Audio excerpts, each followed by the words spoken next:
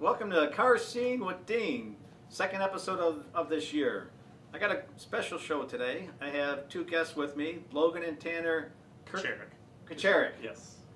Thanks for guys coming out. Hey, no problem. We're really glad to be here. Yes, and I think most people probably heard of you guys if you've seen that Autorama and that. You guys have a 1932 coupe that your uncle, and you guys inherited it from your uncle. Yes, so the 32 coupe, 3-window, Yeah, shop class coupe. that's right. That's it. Yeah, all Henry steel, chopped and Z frame. Yeah, 7-inch channel, 3 3/4, 4-inch chop. Wow. Flathead V8. It's about as badass and cool as it gets. Yeah. You know? So the car came from our great uncle, so he bought it as his shop class project. What's your uncle's name? Jon Gringer. Oh, he was a veteran too. Yes. Jon Yep. Gringer. Thank him for his service. Yeah, absolutely. Yes. You know, he was he was in the Army, and he was a machinist, Right. and anything that couldn't be fixed by the regular mechanics, that was his job. So he was there in '67. Oh, okay. So when he was there, I talked to some people, like friends that he worked with when he came back from Vietnam. Yeah. And people referred to him as the metal guy, Really? the metal wizard. Mhm. So I've heard stories he used to make pizza ovens for different camps. Really? So his job was to work on the Huey Iroquois helicopters. Okay. And so in addition to that, he was also making pizzas for people. Yep. He had a band over Yeah, he there. had a They would band. travel from base to base and Wow. get shot up in their Yeah. little uniforms. that they Yeah, had. yeah. Yeah, very, Wow. very 60s. Yeah. But so he bought this car though as his shop class project in December of 1956. Wow. And I got a letter that his dad would be, so my great-grandfather sent to the Secretary of State saying, my son has a vehicle, it has no numbers on it, and we don't know what to do with it, but I would like for him to get it registered because it will keep him out of trouble. Yeah. And so, thus starting the story of the car. And so he worked on it with his friends all through high school and got it running and driving. I don't think it maybe ever went more than, a couple miles from the house. Right. But it was a Farmington, Michigan local car pretty much its whole life. Yeah. And as the years kind of progressed, so did the style of the car, much as every 32 did throughout the past, Right. 60 years. And towards the end, it was this 80s street rod, and it definitely was not Not the look we wanted. not the look that we wanted in particularly. Yeah. But he had an unfortunate deal with it where he did all of his paint. All the way. He was, as Terrence said, he was the metal guy. He was a Renaissance man. Yeah. He did absolutely everything. He did his own upholstery, did his own engine work, did his own body work. The paint fell off. Oh, jeez. Just overnight. Yeah, It was yeah. not a It was good less deal. than a week into or after he had painted it that the paint was coming off in like 3x3. Really? Giant chips. Yeah. And not to mention when he had done that body work too, we had discovered he had used a lot of Bondo. Not just a little bit. I mean, Yeah. must have been, the body lines were gone on it. I mean, Yeah, it was we like discovered 3/4 of an inch thick in some places. Wow. Yeah. Doors didn't shut anymore. I think he body worked the doors off the car. Yeah. And so when he went to go put them on, we were like, they didn't shut. So Right. that's why we have all these pictures of this car with no doors on it. So we could never figure it out. But To give you an idea of the Renaissance man though, so he was, part of the hot rod culture is being able to use the things around you Yeah. to add in. So if you look at the tunnel over the transmission, the cover for that's a half a section of chimney. Wow. That's chimney tube. If you go around to the front of the firewall, he had just cut a shape out of aluminum, and then the back piece of it is actually a brownie baking pan with the handle still on it. That's So crazy. if you look closely, you can see Yeah. like, there's the handle on I'll it. have to still. look next time, yeah. Yeah, it's really neat. wow. But he was disgusted with it and ripped it all apart. And he was really struggling from his time in Vietnam. Right. And really extreme alcoholism, and just he couldn't handle working on it anymore. Right. So it got shoved in the back of his garage and buried for 40 years. And when me and my little brother would go visit him when we were little, we knew that there was a car in the back corner. We never really knew Yeah. the significance of what it was or anything like that. And when you're 10 years old, you don't really see the scope of like, oh, this can be a really Yeah, great car, yeah. because right now it's just a rusted hunk of shit in the back corner, you know. Right, right. At least for Logan, he was a little bit older when we started poking around the car. Yeah. To me, it was just a shitty old orange car. Really? Yeah. Like I didn't know what that was. I was probably 6 or 7 when we But started. back then, were you guys in the car? You know, Well, the Hot Wheels. you know, scene well, I and was all just that? gonna say, because in the corner, on the other side of the garage, he had a 1988 Toyota Supra. Oh, And nice. so that's what happens. yeah, we Then I got was the like, Supra. whoa, look Yeah. at the Supra over there, you know. We never even bothered to go turn around Yeah. and like look at the 32. And, Right, right. you know, as you know, our taste kind of developed with that when he was still around. We kind of started poking him like, hey, John, you know, what's this thing need? What's it run? Oh, it runs, needs brakes. Runs good though. He would say. Yeah. Runs good. And, you know, he wasn't one to talk much about it. And I think he really kind of battled with that in his head for a long time. Right. And so he passed away in 2015, and it went to me and my little brother. And so it was in October the 15th, 2015, and I remember it was a super rainy day, and we literally had to excavate it out of the garage. Wow. And we couldn't even find all the parts for it. The doors were in a little shed down by the swamp, and then there was stuff jammed in Up toolboxes. in the loft too. So it was Jeez, just spread out. everywhere. And what was even more interesting to us is, so 20 years prior when he decided that he wanted to start taking the paint off, Yeah. he took a floor sander to it and he started grinding and he threw it on top of the car. Oh. The floor sander was still there in the same spot he left it 20 years prior. Oh my God. It was, he just left it, forgot about it, he didn't want anything to do with it after that. Wow. And for us to come in and see that, that was really difficult for us to deal with because we were realizing by the time that we had inherited the car Yeah. that this is a really unique car that most people don't get to work on or Right. talk about. Now, when you guys ended up getting the car, and they said it's your car, when you went over to get it, did you guys say to yourselves like, "What are we gonna do with this?" Pretty much. Yeah, I we mean, had no yeah. idea. yeah, you know, so we never really had classic cars or anything growing up. You know, some people always have that kind of thing. Right. We had some tractors. You know, we had a 1948 International Cub. You know, that really does Nice. the job. But you know, I got into at that point. I was 17, 18 years old, and it was me working on cars was a necessity. You know, Right. mostly for my wallet. You know, we had shitty broken down Volkswagens, Mhm. so you know you got to learn real quick what you got to do to fix them. And Yeah, so right, you right. know, over time you go from just doing brakes and shocks and struts, and now I did a full engine rebuild on my Subaru. Right. Things like that. So it had really progressed to that point. But the flathead is so foreign to us at this point. Oh, yeah, right. There is a lot of. I mean, even carburetors. I mean, come on, I just plug in an injector. Yeah. And it's great, all set up, and then you just plug in your laptop and do what you need to do. Right, But right. figuring that all out, back solving was something we really didn't have a ton of experience with. And when you go to the definition of like hot rod versus rat rod, Yeah. we really took it to like the rat rod perspective, and it was kind of sad. We just didn't know what direction to go with it, and that's where I think a rat rod and a hot rod come Yeah. around.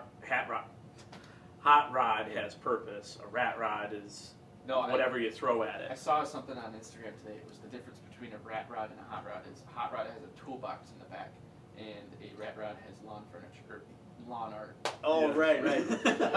But, we really tried to figure it out on our own, but there was a lot of stuff that just couldn't, it wasn't in our capacity and in our wheelhouse to do, and we lacked a vision with it. I mean, we tried. We spent a lot of time getting it running, kind of. We did get it running.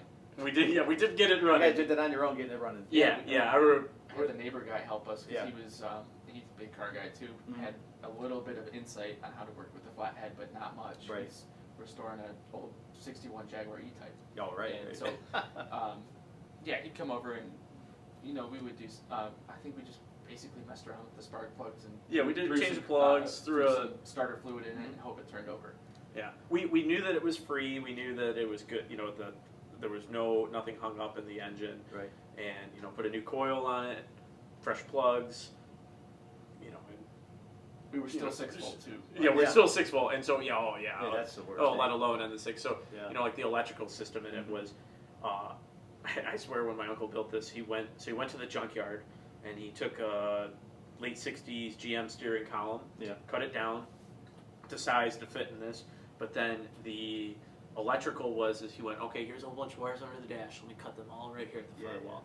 And then he ripped it apart, and then he went to the other side of the firewall and cut them all again, and then tried to put them all back together. So you'd be like following one of your wires, and it would be like, oh, this is 16 gauge yellow wire, and then all of a sudden it goes up to 20 gauge, and it'd be purple, and then back on the other side it would be white with a purple stripe. I'm like, yeah, I have no idea. So we had to just cut this thing. I mean, there was no rear brakes on it either. It had these dirt track tires, and the master cylinder for the brakes was way too small for what it was. Right. And, I mean, we lived out in BFE kind of country, Bumpkinville, and dirt road, and so we would drive it the quarter mile to the stop sign and back at the end of the road.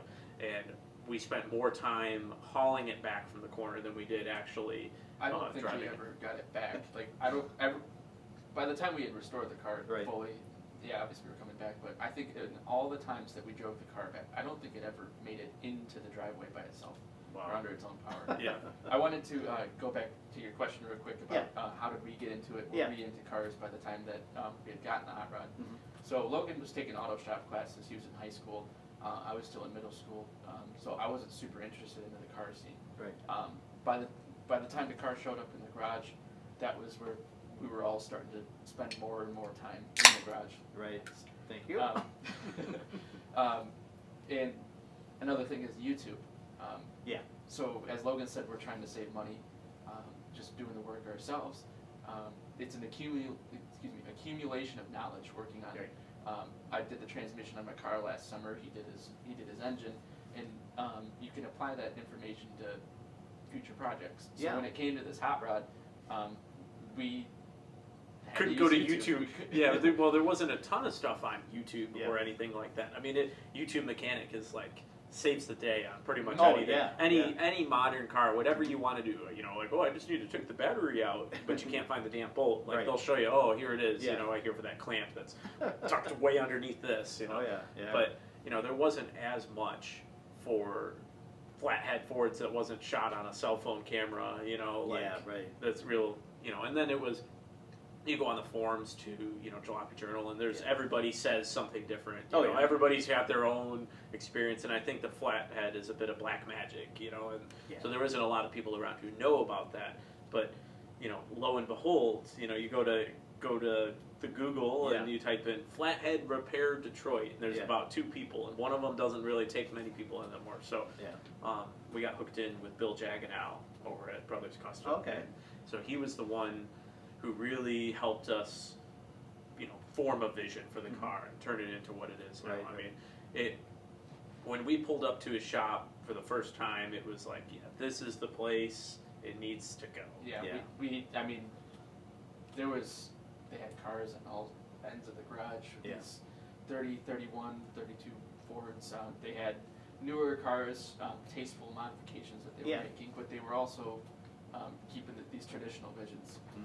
The thing with Brothers Custom is they wanted to round out our story. They were more interested in the story than the car, in the sense that we're young and we're working on it. We're the next generation of people. So when we brought the car to them, they were thrilled. They wanted us to work on it with them. So when we were rebuilding the engine, I will also add, when we brought it to the shop, we were just going to get it running and driving again, maybe some new wheels and tires.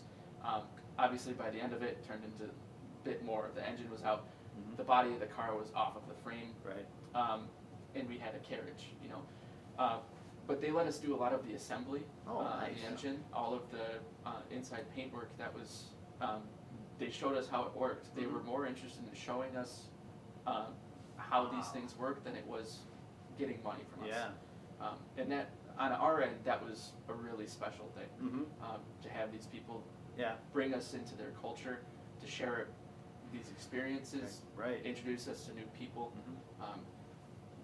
Very thankful for those guys. Yeah, Bill and Autumn, they're great people. Yeah, very absolutely. nice.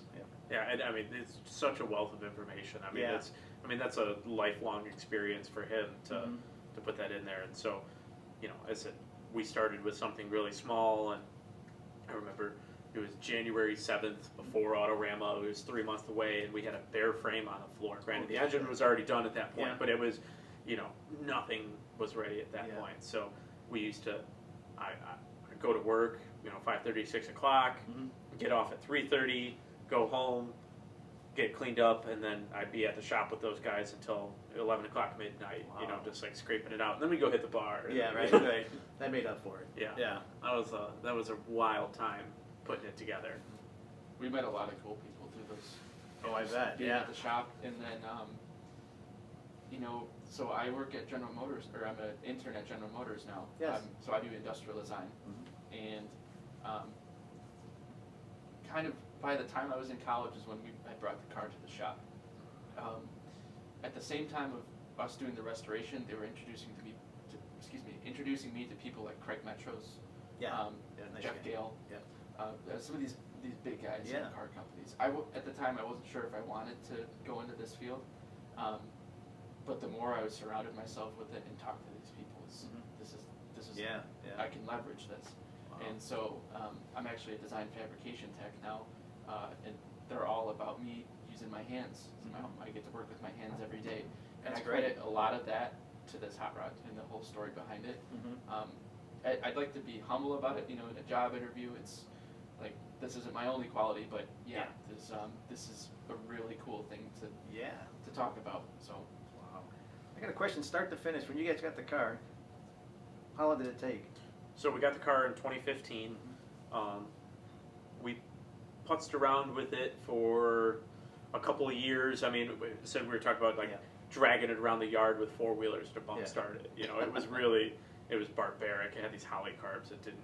Holly 94s. Yeah, they were yeah. just dumping fuel into it. But we messed with it for about 4 or 5 years and didn't make a ton of headway. And it was finally time. So most of the work happened in the past 2 years. Okay. I'd say like a year and a half. Yeah. So when Autorama was on the horizon, we knew it was going to go there. It was crunch time, and it got done a lot faster. Wow. Yep. And now we have Christmas list usually consists of hot rod parts. Yeah, right. right. So 1 year it was air scoops. 1 year it was a new steering box. Yeah. That was my favorite. Was the new Yeah. steering box. Yeah, Vega steering box. Oh, geez, Santa was good to you. That's right. Jeez. Yeah, we definitely, so we finished the engine in the summer, and then the rest of the car followed through the winter. It was just a solid year. We got Right. shoehorned in, real lucky, and Jaggenow shop. Yeah. And, Yeah, he's always busy. oh, he's Yeah. always busy. I mean, the years of work in there. Yeah. I saw something like he had on his Instagram 29 engines in progress right Oh, now in his shit. shop. Like flatheads too, which is Yeah, yeah, really cool that he's keeping the flathead culture going. yeah. So I've always asked myself, like, what really happens with the flathead scene once these people go? I know, right? 'cause, I mean, he has his kid. Yeah. I don't know what his kid's gonna do, but Mhm. it's not even about that. It's nobody drives the flatheads anymore, No. except for a very select Right. few. Few and far between is what you say. Yeah. And yeah.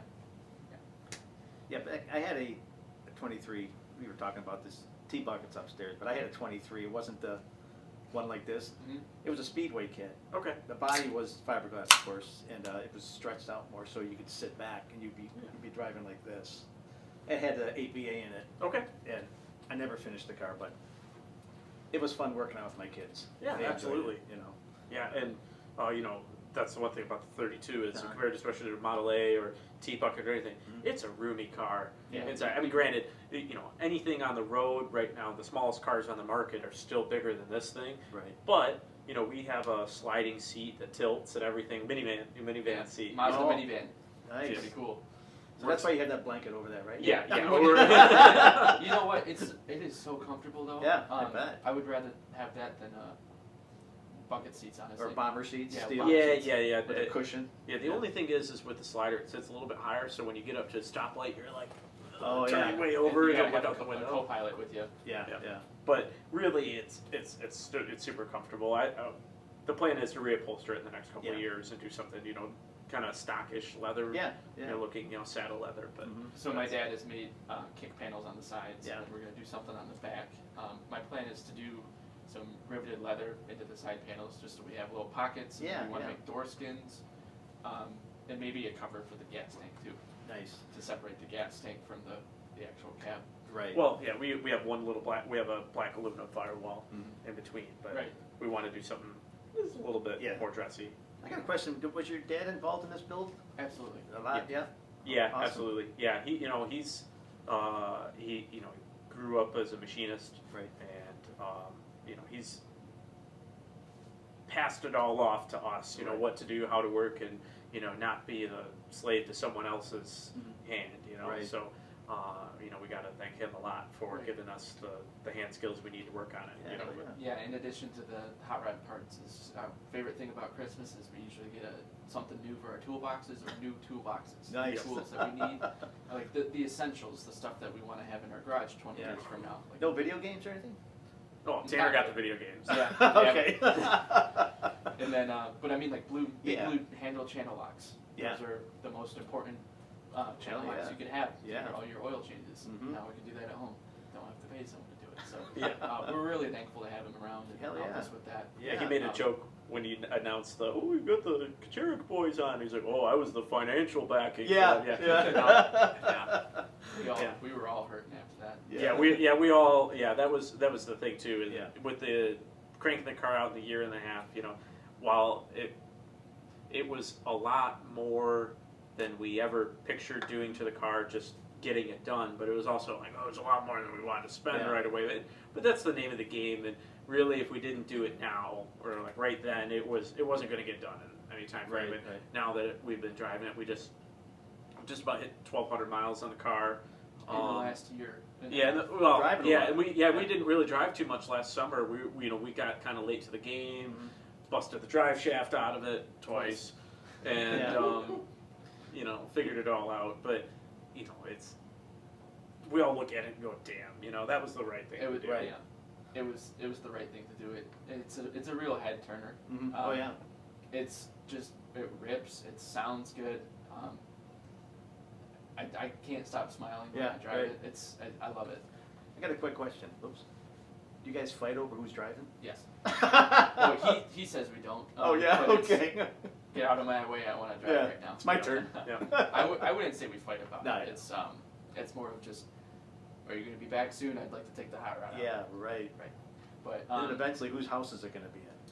I think we're going to keep it at a middle ground. At our Yeah, we're gonna have to kind of figure that out. Yeah. Our dad drives it too. He's Okay. the only one aside from us that drives it, and it's he used a lot of his money in that too. So Yeah. he's So it's at his Yeah. house. then. it's at his house.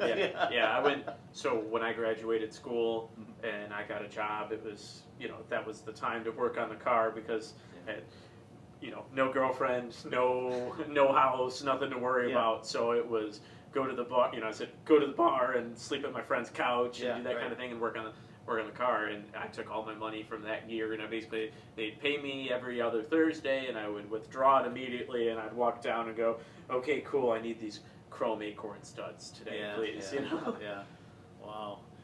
We'll get back to more about the car. Now, that's not standard. The roof was chopped on that, right? Yeah. Yeah, not How standard. much was that? I mean, how much chop on that? About 4 inches. Oh, wow. So, when my uncle bought the car, he allegedly took it down to the A brothers in Detroit to have them do it. So we have anecdotal stories from his friends that he put it on a flatbed, took it down, and brought it right on back. And so the story from his friend that I'm still in contact with him. I try to ask him about it every now and then, but he's not into the internet or anything.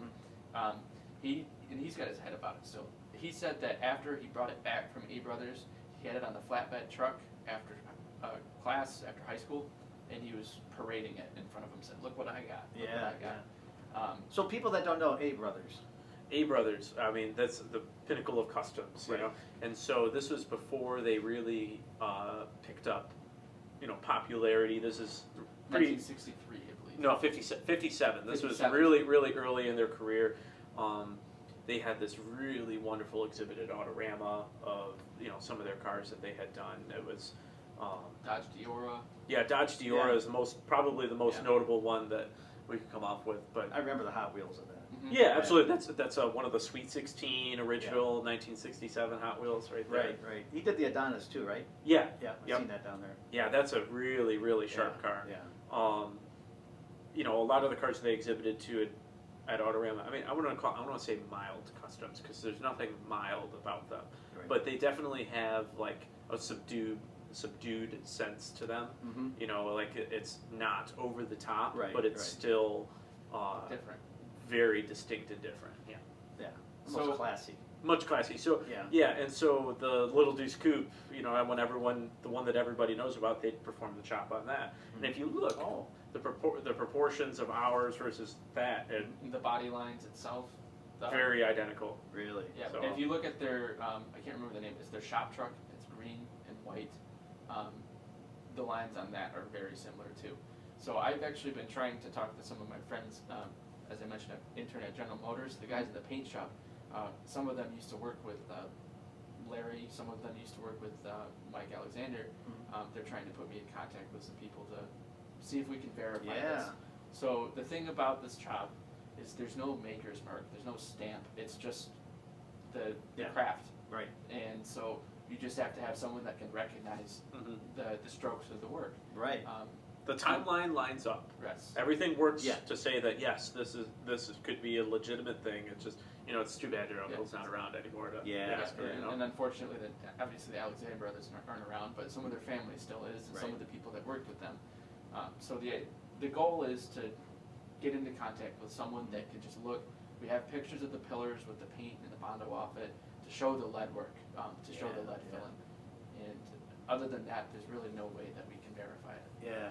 Boy. But, or if we could find someone that worked at A Brothers, Yeah. if they had records, Mhm. if those still exist, if they Right. ever did exist, Pictures. pictures, pictures yeah, especially. something. We just need something. Yeah. Then the car would go from a pretty penny to A priceless. really cool penny. Yeah. it's not ever going anywhere in our Right. family though. You I know, was going to it's, say I'll buy it it's- before it gets up to. Yeah, Until you it's- find out. yeah, it's very sentimental, you Yeah. know, and that's what really makes the car the Mhm. car. You know, it's not just that it's always been a Detroit local, but Right. you know, even if it was A Brothers, it's Mhm. priceless to us. Oh yeah. You know, Yeah. it's- Nice. It's our parents, or my mom and her two sisters. They grew up next door to. This is our great uncle. We Right. say Oh, that's right, it's our yeah. great uncle. And all they ever talked about, or when they brought up John, was that the car was his. That was the only thing that he cared about, was his pride and joy. Right. So when we got it running and driving again, they were emotional. It was. Oh man. You know, it was a big deal to them to Mhm. see his pride and joy back on the road. Yeah. So that was really cool. Yeah. Wow. Geez, good story. Yeah, absolutely. Man. So I had a couple other questions here. Yeah, I'll give you some details of what's on it. Yeah, What's let's in get it? to that. Yeah. Yeah, okay. Yeah. It was good. Yeah. So originally the flatheads are 239, so this is 286 now. What year is that motor? 48. 48. Yeah. Okay. So it's got it's the Mercury crank, Mhm. you know, and so the APA versus 59A, you know, it's a 59A, so the Right. you know, easy as the coolant tubes come out the center Right, of yeah. the heads, and 48 stud, but. So it's a Mercury crank, 4-inch. So it's got the 4-inch stroke, and it's Mhm. been overboard 3 3/8, so it's up to 286 now. It's got the Art Christman relief cut on the valves and over the piston Okay, there, so it's yeah. got a little bit better flow. Offenhauser heads with clearance for 350 thou lift, and our cam is a Kiwi cam, which has more than 350 thou. Oh, wow. So we had to do some custom machine work to get Back them to the heads. to the back of the heads Yeah. to get clearance for the valves. It's got a Edmunds aluminum intake 2x2 and 2 brand new Strombergs on it. And then handmade Lucky Burton air scoops on the top of the Yeah. cars. Oh, nice. Um, Yeah. We got- sell those on the stores, but those are handmade. Yeah, those are cool.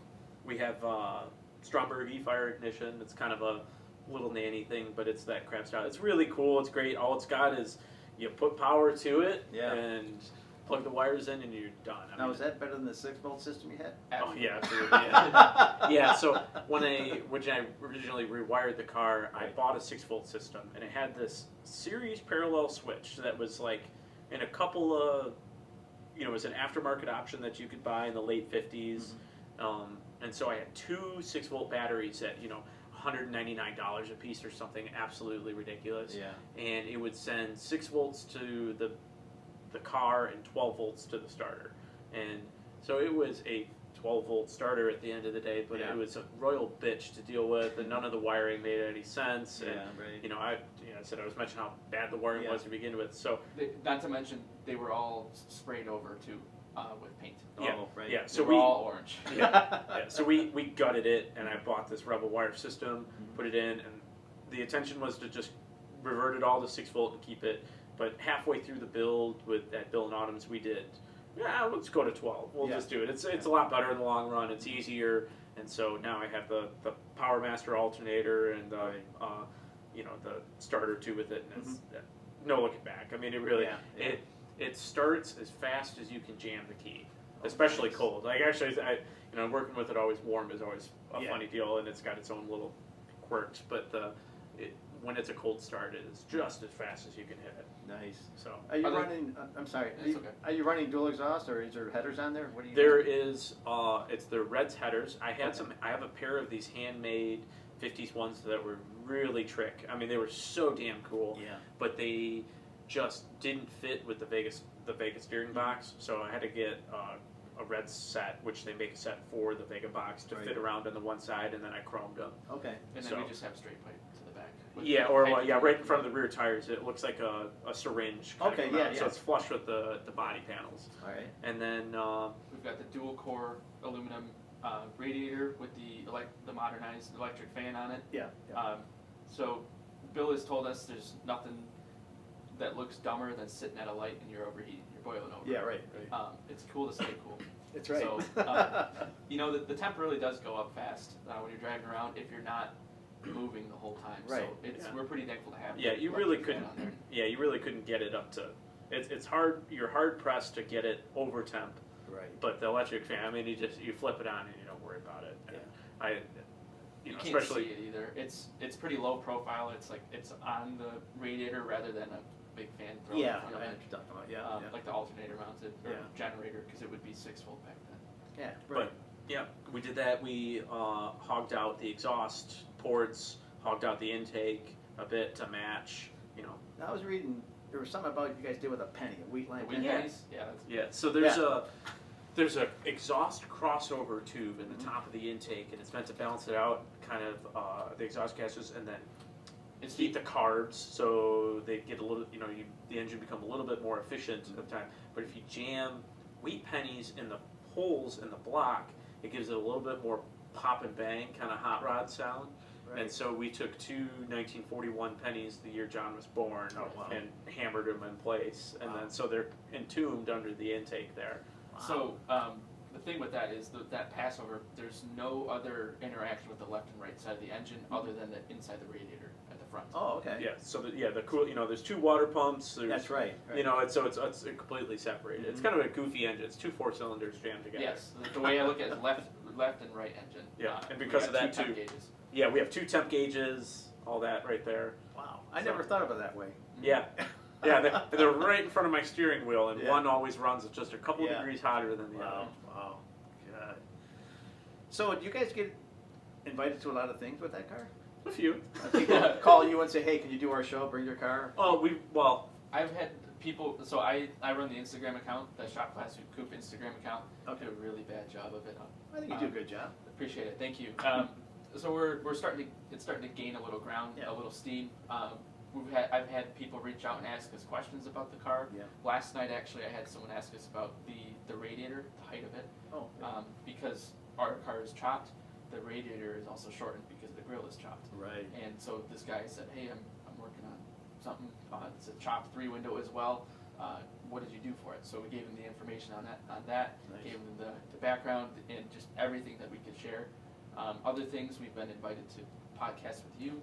A couple different magazines have reached out to us. Wow. I know a couple that we have in the works right now. Yeah. As well as we did Motor Trend, Hot Rod, Hop Up Incoming. And yeah, that's great. So we've done a lot of things from that. Yeah, we've done Relics Riot was a really great show. Yeah. Autorama, obviously. when we were at Autorama, we got approached by Summit Racing, Hot Rod Magazine, and Motor Trend. Wow. Yeah, it was a lot of fun. Yep. And those articles are usually cycling the internet too. I see every month or two they're republishing. I see them all the time. yeah. I always say, God damn it, delete. I'm tired of looking at Little this shit. bastards, you know? No. But No, we did that, and the 5-7 Delta event last year. Yeah, I remember was seeing that was you guys. really damn cool to That be was on. my favorite event. Yeah. I love that. yeah, I raced. You guys see me race down that track at the green olds?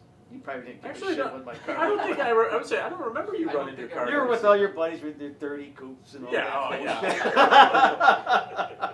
No, me and my buddy Jeremy were the first ones to go down the track. Okay, did he have the one with the straight six in it that sounded absolutely ridiculous? The Oldsmobile? Was the it- black and white? Black? No, what was the blue Chevy? No, I didn't Okay. race that guy. Okay. Yeah, I raced the. I mean, it sounded cool, it's just yeah, a different. No, you know. it wasn't. Yeah, my car was as slow as a dog. Oh. But You remember how So it was fast you better- did? I have the times. They weren't good at all. No, my best friend, he took his at the end of the day, he took his pacer down there. Yeah. And I can't say the time and speed offhand, but the Model T that ran that had like these little hop. I mean, I'm not talking like T bucket like Yeah. set up in the 50s. This is Model T, you With know, valves when with getting it. Oh, it was rusty. You know, Yeah. like Yeah. oh Yeah. yeah, great. Yeah. Beat him in his pacer. At the end of it, so.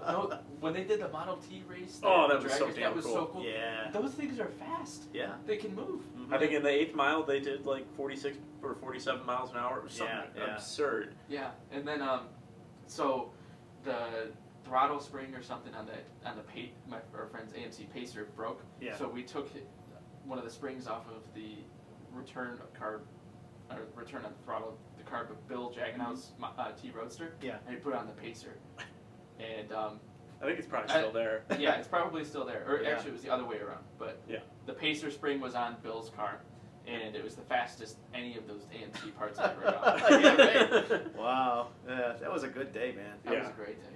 I really hope that it goes through. They Yeah. do it again this year. I'm waiting to hear more on that. I had those guys on back in April. We Okay. talked about the show. They had to wait on a solid date. I think they got one now, so Okay. just waiting to hear. Yeah, we're looking forward to it, and we want to do. There's a couple events locally that we'd like to do. I'd like to do honestly just the Dearborn at the Henry Ford. They do this Cars and Coffee event. It's Oh, very yeah. very well attended. Yeah. This summer, Relics is the only thing on our schedule at the moment. So So you drive that car all the way out there? No, Oh, we'll I- trailer it that way. Relics will try. Yeah, we'll That's definitely the trailer longest it out. drive. Yeah, I that's hated all. that drive. That's all When, back roads. I remember when we went.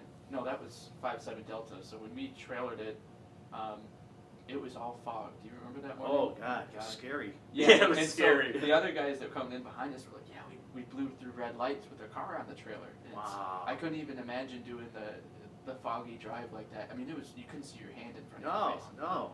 I couldn't imagine doing that with a 3-4 inch tall windshield. Yeah. You can't Yeah. see the light in front of you. Yeah, my Yeah. biggest concern was driving in the fog, going down that dirt road in a deer. You wouldn't have. Oh, you seen would a No, never. deer, you had no No. reaction. You know. And you know, at the end of the day too, the car's a lot of fun to drive. I love Yes. driving it, and so like today I drove it an hour and 20 minutes home, and that's a haul. You Yeah, know, yeah. it's pretty loud. It's, No problems, eh? Oh, no problems. That's Had problems good. yesterday, but Yeah. no problems today. You want to talk about yesterday's problems? Yeah. So, the weather is the problem. Yes. And so it was only supposed to rain just a little bit in the morning, and it did not rain a little bit. It rained all damn day. Yeah. And the car got in it after work, started right up, great. And I made it a couple miles down the road, and it's like it's starting to do this deal where I know it's missing. I'm like, son of a bitch, here we go.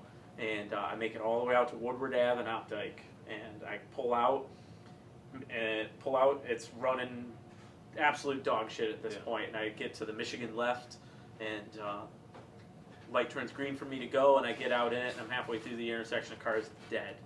And I had to get out, push it. It was about 2 blocks, not 2 blocks, maybe like a block and a half or so into the next driveway in Bloomfield, and man, was it scary.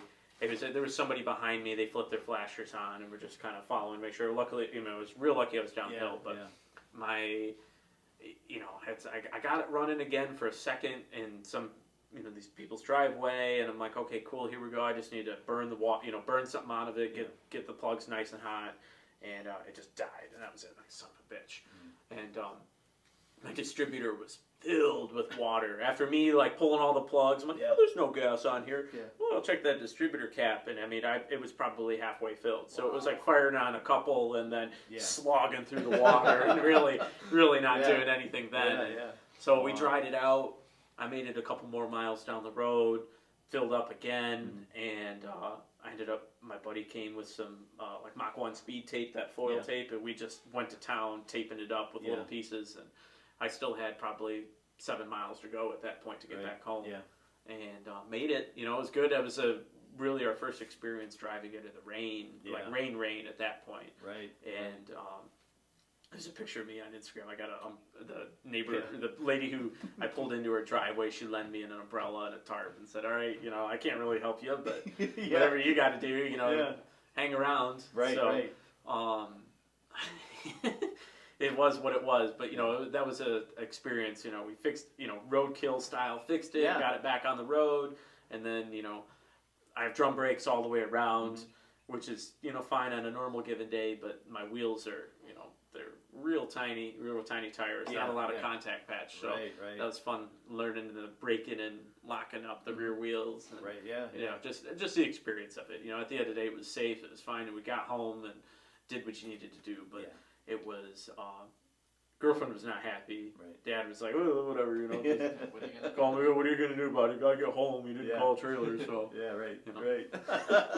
So, Logan had mentioned that we've driven the car about 1,200 miles in the last year or so. People ask us, with the paint job, this is a car, it's a show car. It's in our eyes, it's not a show car. It's a driver, it's a runner. We live on a dirt road, so when we painted the car, we knew that it was going to get beat to hell. It's going to get beat to hell. So, don't get me wrong, it's a great paint job. It's no $10,000 paint job. It has some imperfections. We did a lot of the body work ourselves, and again, learning experience. It's like never done before. You can still see the sand marks in a couple places, but maybe in 5 years or so we'll go back and redo it. But it's like, if you look around, you can really pick and go apart. But it makes it a lot easier to drive down the road when it's a little bit wet. And it's rocks in the road. We just did a base coat metallic, no clear coat, only clear over the dash, and it's a Volvo saffron orange. It's a Volvo color of all things. It looks really great. It looks like it was done in the 50s, and it looks like something my uncle would have done. He painted it orange. I want to say like Massey Ferguson, Alice Chalmers orange, just ridiculous habanero. It was the great pumpkin rolling down the road. The 32, especially with the sides that go up at the angle like that, it really has this round look. And we wanted to keep the car orange, and we really struggled with the color, trying to find something that was like going to vibe with the 50s look, but also not be too modern and not look stupid. We didn't want like a Harley Davidson orange kind of deal. Like I said, that's fine in its own, but it just wasn't the car. Well, the other thing is we had decided on the black wheels by this point. So the black rims, we were the front axles black. Everything on the floor got painted black. Is if it's going to be black and orange, does it look like a Halloween car? And so if it was going to be the orange that my brother was talking about, it would be very much jack-o'-lantern. But it ended up working out really well, where the saffron color looks different in just about every light that it's in. So you were talking about earlier that when the car first rolled out of the paint booth, that's a whole different color than what you see on the road. The sun changes it entirely. And especially if there's clouds in the sky, if it's later in the day, sometimes it's a really deep orange. Sometimes it's a lot more yellow. When we painted it in the booth and put it down, it was with the really intense, like bright white lights in there. It looked gold, like almost champagne. And then you rolled out, and all of a sudden it was like, whoa, this is way darker. We did a lot of messing around with it, but Bill had previously painted his shoebox Ford in that saffron orange, so we had an opportunity to at least take a panel from that and kind of look around like, that's it. We'll do that. It was a he had. So have you seen the bulletin board of all the photos in their office? Oh yes. So I mean, it's just like past memories and stuff of Bill working on his car. Yeah. When he hanging hanging out with Gene Winfield, things like that. Yep. And there was a picture of his Ford on there, and they said, "What color is that?"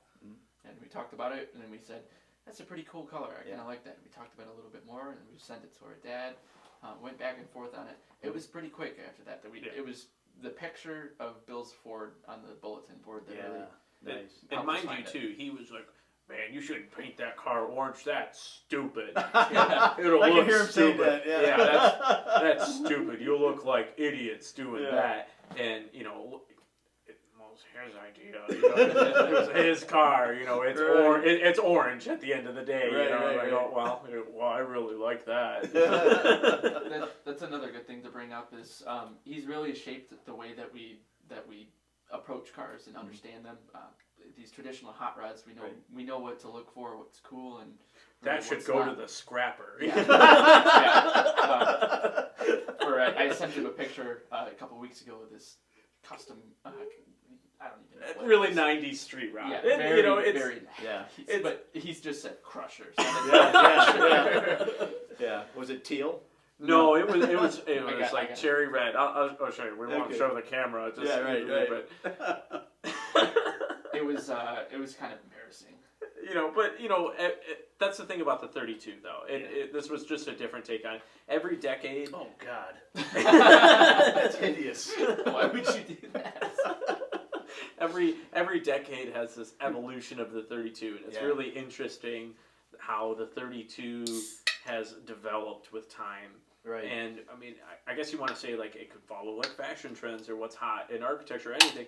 I mean, like, because this car, we're not building it like the modern hot rod. We went total backdate to the 50s, but you still, like, especially in the Detroit area, you see a lot of these cars now. Like, I don't think this was so big back in 2005 or even 2015. There's definitely some people with, I would say like skinny tire restorations. I've heard them people refer it to kind of deal. But now you see bias ply Firestone tires on the road that are this up to your hip. It's it's definitely made a comeback and around. I mean, just as much as like any vintage store, record store around here is absolutely popping anytime you come in.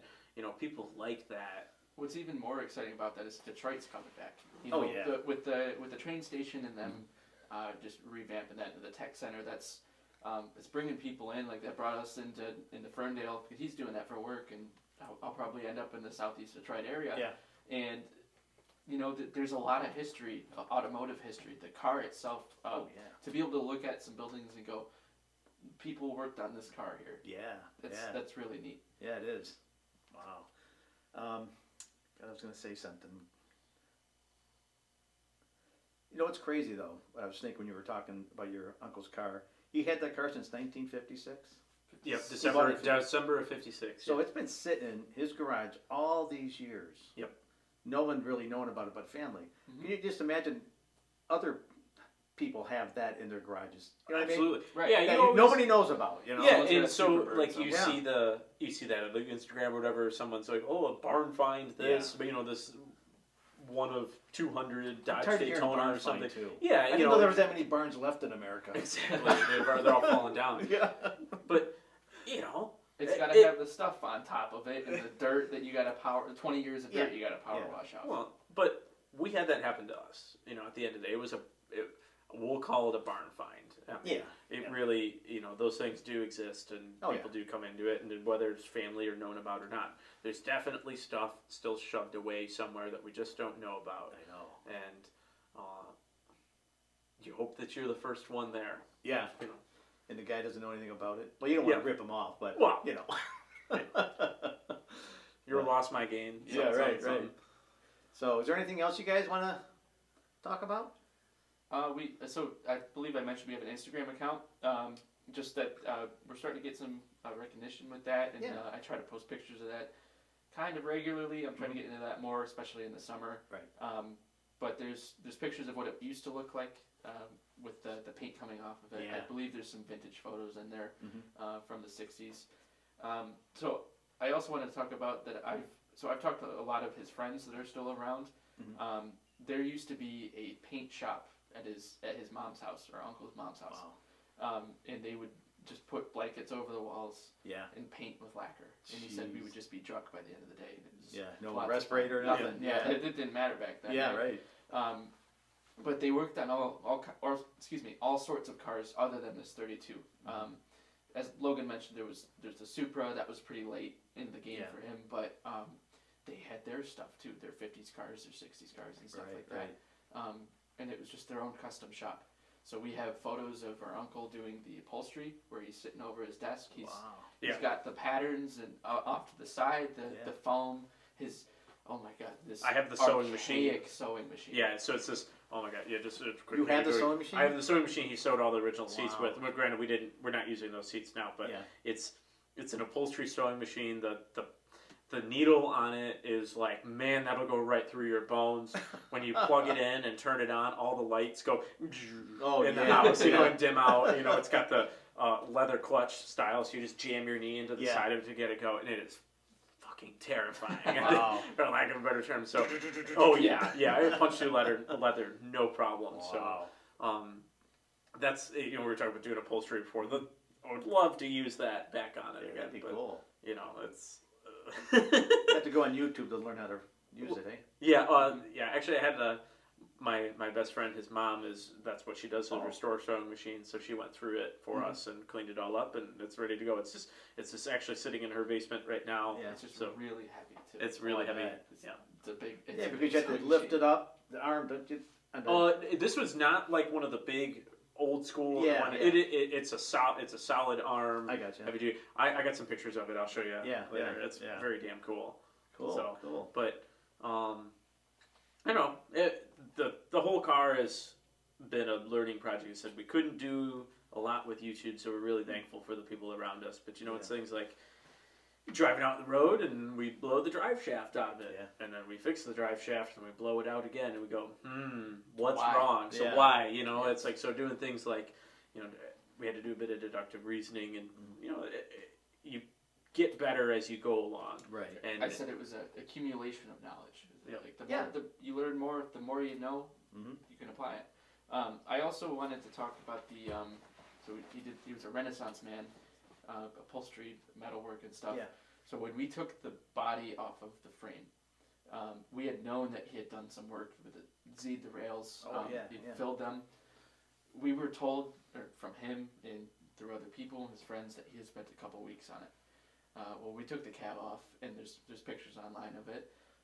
Bill and Autumn, their jaws hit the floor. They said, "This is not weeks of work. This is months of work." He was a master metal worker. Wow. They were just blown away at the quality of craftsmanship that was done, work that was used on this car. Yeah. And he bondoed just not a little bit, but he filled everything. I mean, this was stuff that was hidden under the body you would never ever see. I mean, it was all there, and it was all very distinct and unique and different, especially because the car sits so low. Yeah. It really had to change the look, how it sat, to make it fit. And he really stretched it out. I mean, it was really impressive, and we're very fortunate to just be keepers of this thing for a while. Yeah. There aren't a lot of stories that we've gotten about the car driving. Excuse me. But one of the my favorite stories that I've heard from one of his friends that's still around is they were driving it down gravel roads out in Milford area, Farmington, and so they had seats, but they didn't have doors, they didn't have seat belts. Right. So they were fishtailing around in the gravel, and they came around to a pond, and they almost put the car in the pond. Oh but, shit. The guy said they'd almost fallen out of the car just because there's no doors on it. Yeah, and no seatbelts. Yeah. Wow. But my mom was telling us when we broke 1,000 miles 2 weeks ago, that car has never driven 100 miles under its own power, or at least to our knowledge. When John had the car, it was always in the garage being worked on. He had intentions with it, but it was just never driven much. So to have it driven over 1,000 miles in less than a year, it's a big milestone for us. It's a very what's the word there? It's important. It's important to us. Yeah, very right. So what we'll by the time the summer comes around to the end and in the fall, I'm sure we'll have another 1,000 on it at that point. As probably in the past week has been about 200 miles. Yeah. Wow. You go through a little bit of gas. It's all right. It is no gas saver for sure. That's to say for sure. It's, you guys go to the store a lot? just to drive it? I'm gonna go to the Yeah, store. absolutely. Go get- my favorite thing is Yeah, ice I'm cream. gonna go. Yeah, ice cream. Yeah. That's at any hot rod though. Really, Yeah. we're driving up to the ice cream Yeah. shop, and I'm sure they're sick of us here. You Here know, they are coming down again. the roll. Oh gosh, I get the 30-cent cone. Yep.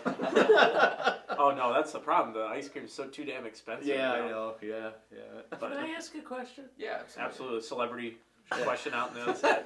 Peggy? So, do you ever feel like your uncle's with you when you're like working on it or driving it? Well, And we that would like to think that when we were kind of done and doing the final bill tally, we think he is just rolling in his grave. Yeah. He was so while he was a great worker, he was a cheap ass. Yeah. And we did not go the cheap route. You Yeah, know, it's yeah. like we put these new carburetors on it, and he's like, "What?" I can imagine Yeah. he just would have lost his mind at Wow. us doing some of this stuff to it. I mean, we really, you know, we went the whole 9 yards with it, and I think he would have been really proud that we would have done it, and it's really cool. You know, if you just go drive the car alone, there's no radio, there's no nannies, there's nothing in there, and you just kind of roll in, and it's really neat to think that he was doing this a little while ago. And I think he would be really proud of where we were at. I think he would have never wanted to see it go that far in the regard that it was finished. It was not in I his just got nature. goosebumps. Yeah, it was not in his nature to do something over. I would say over the top, but Nice. like that. And I'm sure he was really proud of it then, especially in the 50s. It was a damn cool hot rod. And in the 80s, I don't know if you ever took it to Autorama. It would have been right about the time where it was really impressive then. Mm-hmm. But he did do a good job before the paint started to chip. oh my if god, you look at it, it's fantastic It was- for the era of cars that it was. It was a great job. Right. super chromed, super cool. It Shiny. it fitted, but he didn't want to have to spend on it. Hence like the cutting things apart in the electrical panel and all right, that. So The baking sheet. So other things that we've thought about is when we were working on the car before Brothers Custom, is we're trying to figure this hot rod out, the engine itself. He's probably laughing at us. We were having a hard time. We were kicking ourselves, having a really difficult time getting the car to run. Or one day it would run really damn well, and then the next day it just wouldn't even turn over.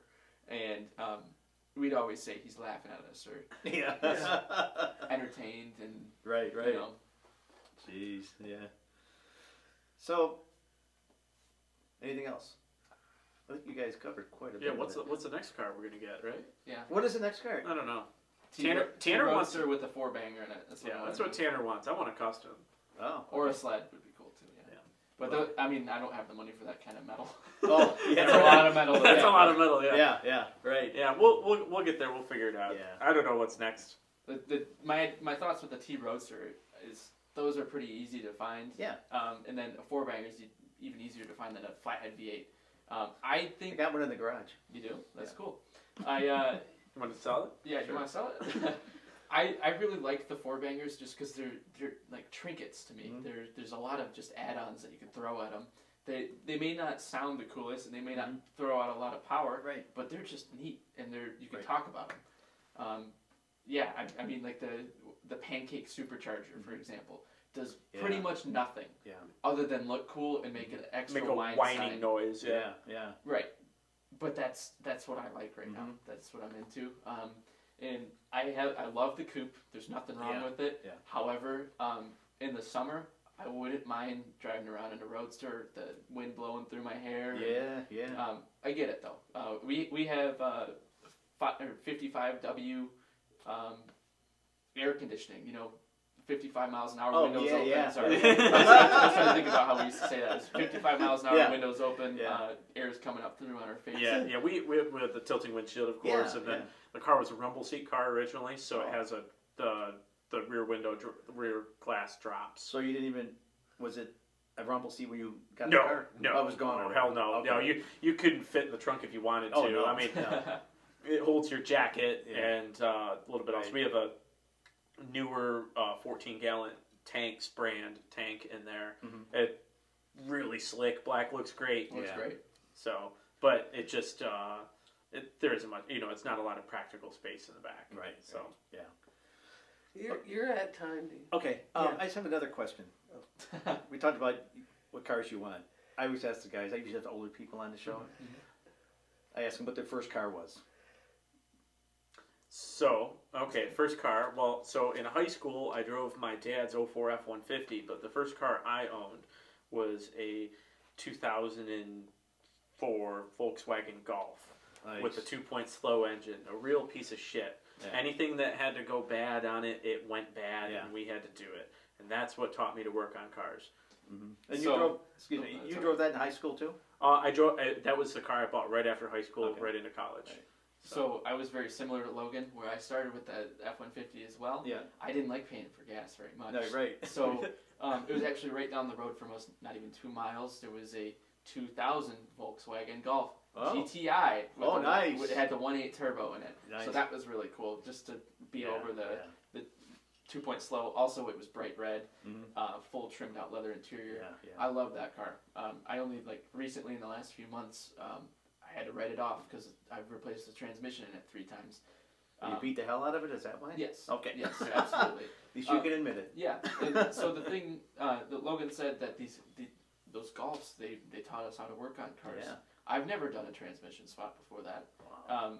But I would rather save my money than Yeah. Take it to a take shop. it to a shop and Yeah, have someone exactly. else do it. Just go on YouTube. Right, right. And but so I had the GTI for 5 years. Mhm. Drove pizzas in that, and it was Yeah. a great time. I love that car. Nice, nice.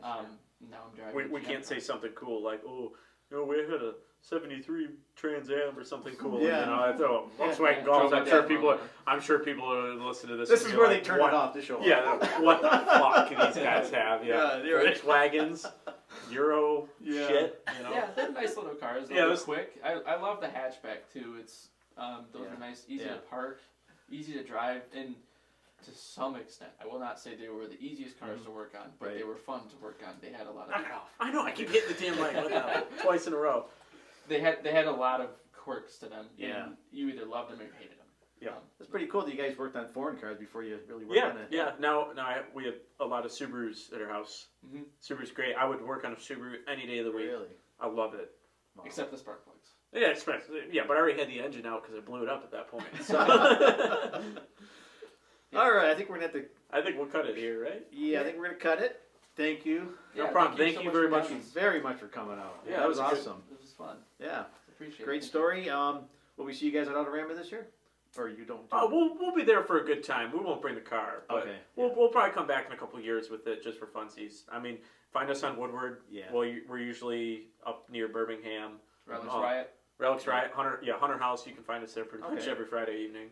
You guys go to Past Diners at all? You know what? I was going to go to Past Diners this morning, and I went. I was like, you know what? I'll get up. I'll do it. Yeah. I didn't. I did the same thing. Yeah. It was What like a sleep. I rolled out of bed at like 9:45, and it's like shit. Well, Yeah. we were watching Das Boot last night. Jeez, yeah. Because, there's some submarines in the air. We had to watch a sub Yeah. movie, and that was a long movie. Oh, but yeah. It was really good. Yeah. And had the lights turn red, and it was, And then we went to bed. then we went to You bed. guys didn't watch that Detroit Muscle Show on PBS? Nope.